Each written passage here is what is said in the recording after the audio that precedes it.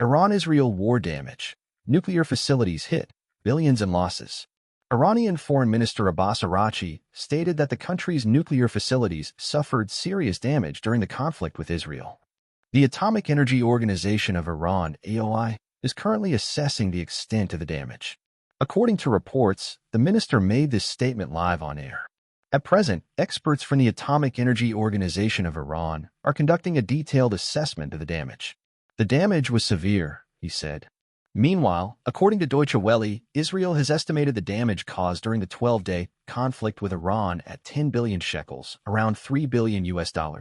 This amount will be needed to rebuild buildings damaged by missile strikes and to compensate local businesses, Bloomberg reported, citing Israel's Ministry of Finance and Tax Authority. This is the most serious problem we have ever faced. There has never been this scale of destruction in Israel's history, noted Shea Aronovich, head of the Israeli tax authority responsible for compensation payouts. This estimate does not include the cost of replacing used weapons and air defense systems, meaning the total damage figure could end up being significantly higher. Israel's finance minister Bezalel Smotrich suggested that the overall war costs might reach $12 billion. Meanwhile, the governor of Israel's central bank, Amir Yaron, gave a more moderate estimate in an interview with Bloomberg TV, suggesting a figure closer to $6 billion. Israel's economy, already under pressure from 20 months of ongoing armed conflict in the region following the terrorist attack by the Islamist radical group Hamas, could face new challenges, the report noted. The central bank had previously forecast GDP growth of 3.5% for this year, but these projections are now being revised. According to Israeli assessments, the war with Iran turned out to be significantly more expensive than previous conflicts, primarily due to the nature of the missile attacks.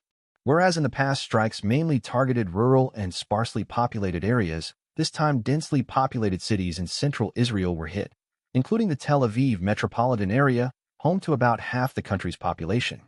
Moreover, the Iranian missiles were highly powerful. Many carried warheads weighing at least 500 kilograms and contained cluster munitions.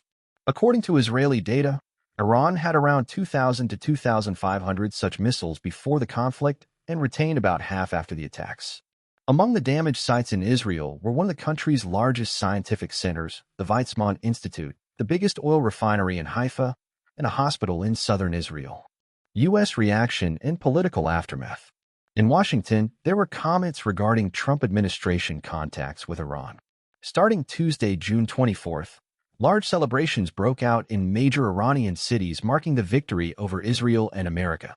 With great enthusiasm, both sides of the conflict, U.S. President Donald Trump and officials in Tel Aviv spoke about the end of the 12-day war. However, experts believe this is more of a tactical draw, and concerns are growing inside Iran about potential new and severe repressions. For more details, lessons from Iran, how 12 days of war are reshaping the Middle East and the world.